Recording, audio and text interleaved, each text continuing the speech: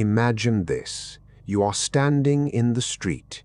The sky is blue. The morning is ordinary.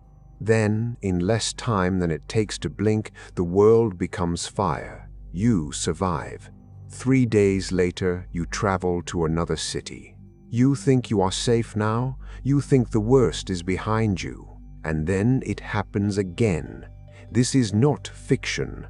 This is the true story of one man. His name was Tsutomu Yamaguchi, and he survived not one atomic bomb but 2. How does a human being live through something like this? And what does his story teach us about luck, about endurance, and about the English words we use when the world falls apart? Stay with me. This story will awaken something in you. The year is 1945. The world has been at war for 6 long years. Japan is losing. Everyone knows it, but no one will say it out loud. Tsutomu Yamaguchi is 29 years old. He is an engineer for Mitsubishi, a big company that builds ships and airplanes. He is smart. He works hard. He has a wife and a baby son waiting for him at home. On August 6th, Yamaguchi is in Hiroshima. He is there on a business trip. He has been working for 3 months on a new ship design. Today is supposed to be his last day. He is going home tomorrow. That morning, he wakes up early. He packs his bags. He eats breakfast. He walks to the shipyard with his 2 colleagues. They are tired. They want to finish their work and leave this city. At 8:15 a.m., Yamaguchi realizes he forgot his travel stamp, a small red seal he needs to return home. He walks back toward his temporary office. He is about 3 kilometers from the city center, and then the sky turns white. The flash is not like lightning. It is not like the sun. It is something else, something that does not exist in nature. Yamaguchi hears nothing. He sees everything. He is thrown through the air. He hits the ground. He cannot see. He cannot hear. His skin is burning. His clothes are burning. His clothes are burning. Everything is burning. He stands up. He looks around. The city he was just walking through, the buildings, the people, the trees, is gone. In its place is fire, black smoke, silence. Yamaguchi does not understand what happened. No one does. Not yet. He finds his 2 colleagues. They are alive, but badly hurt. Together, they start walking. They walk through rivers that are full of dead bodies. They walk past people whose skin is hanging from their bones like wet paper. They walk through a city that no longer exists. Yamaguchi is dazed. That means confused, unable to think clearly. He is in shock, a state where your body and mind cannot process what is happening. But he keeps walking. That night, he finds a small shelter. He lies down on the floor. He cannot sleep. Every time he closes his eyes, he sees the white light again. He thinks about his wife. He thinks about his son. He thinks, I need to get home. The next morning, August 7th, Yamaguchi makes a decision. He will go to Nagasaki. Why Nagasaki? Because it is his home. Because his family is there. Because he believes he needs to believe that Nagasaki is safe. That whatever destroyed Hiroshima cannot happen again. He finds a train. The train is full of wounded people. Some are missing arms. Some are missing arms. Some are missing limbs. Some are missing veins. Some are missing theids. Some are missing their minds. They sit in silence, staring at nothing. The train moves slowly. The tracks are damaged. The bridges are broken. For hours, Yamaguchi sits in that train. He does not speak. He does not cry. He just holds his burned arms against his chest and waits. When he finally arrives in Nagasaki, his wife does not recognize him. His face is swollen. His skin is black. His clothes are torn and bloody. But when he speaks her name, she knows. She holds him. She cries. Yamaguchi goes to the hospital. A doctor looks at his burns. The doctor says, "You are lucky, very lucky." Yamaguchi wants to laugh. Lucky. Yamaguchi wants to laugh. Lucky. His city was destroyed. Thousands of people are dead. And the doctor calls him lucky? But the doctor is right. In a way, Yamaguchi is alive. On August 8th, he rests, he eats, he holds his son. He tells his wife about the white light, the fire, the silence. She listens. She does not believe something like that could happen again. No one does.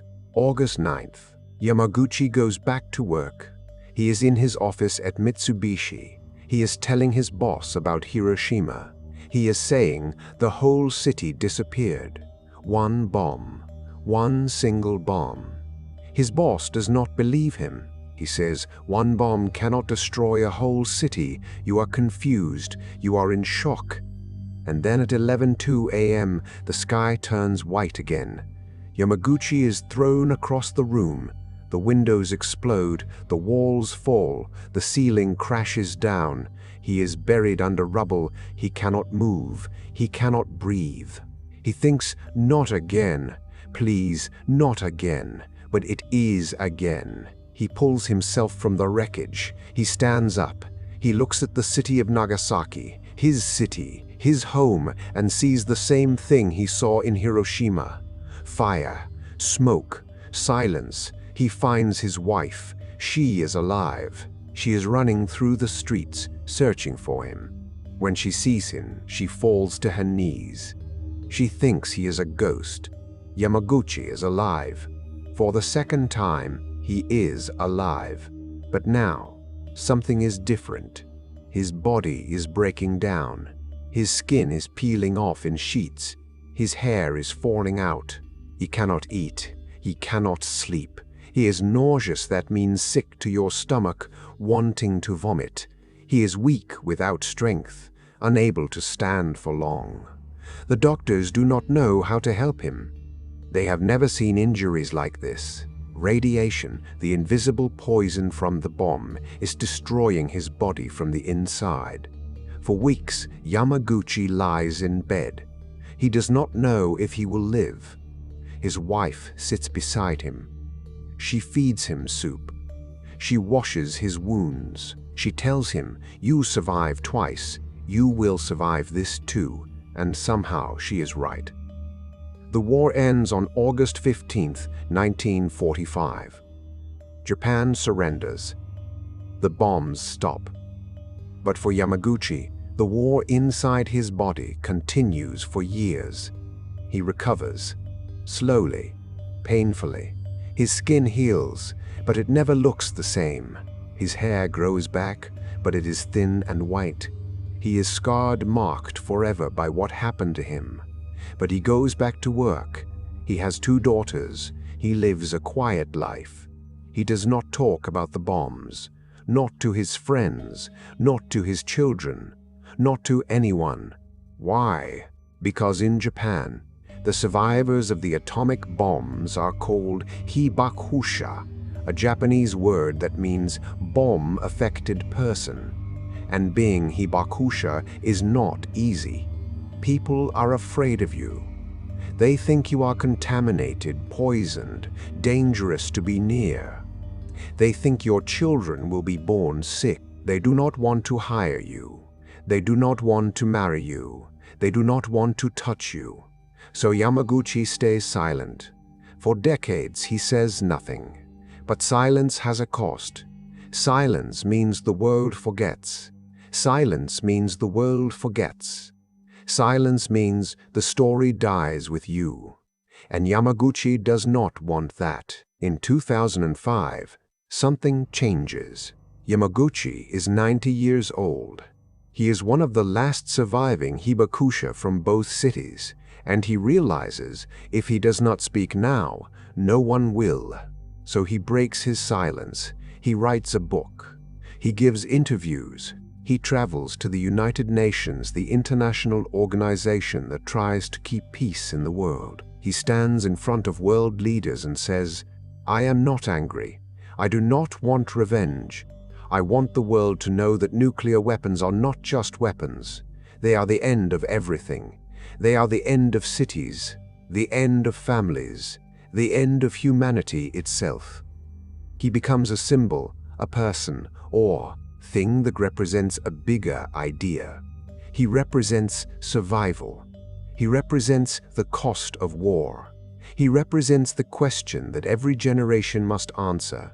Are we smart enough to stop before we destroy everything? In 2009, the Japanese government officially recognizes Yamaguchi as a survivor of both Hiroshima and Nagasaki. He is the only person in history with this title. He dies in 2010 at age 93. But his story does not die with him. Now, let's look at some important words from this story. Words that help us understand not just history, but human experience. 1. Dazed, confused, unable to think clearly because of shock. After the explosion, Yamaguchi was dazed. He could not remember where he was. 2. Shock, a state where your body and mind cannot process something terrible. The doctor said Yamaguchi was in shock. He needed rest. 3. Nauseous, feeling sick in your stomach, like you want to vomit. The radiation made him nauseous. He could not eat for days. 4. Scarred, marked with permanent damage, physical or emotional. His body was scarred, but his spirit was not broken. 5. Contaminated, poisoned, or made dirty by something dangerous. People were afraid the Hibakusha were contaminated. This was not true. 6. Symbol, a person or thing that represents a bigger idea. Yamaguchi became a symbol of peace and survival. 7.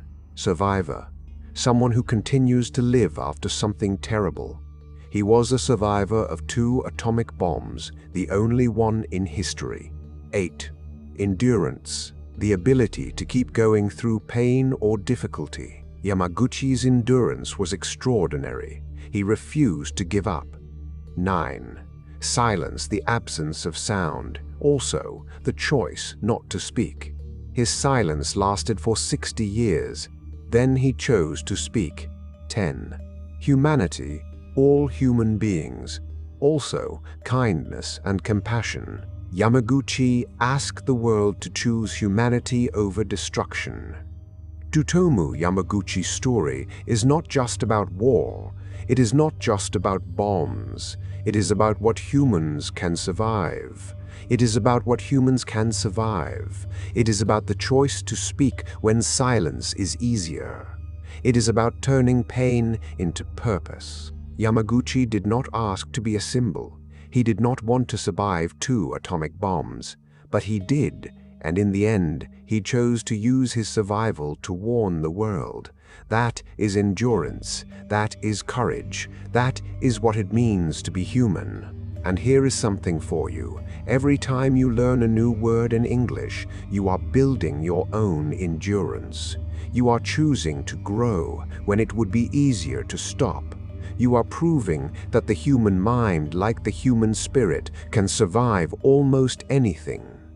Yamaguchi's city disappeared in seconds, but his story, it is still here.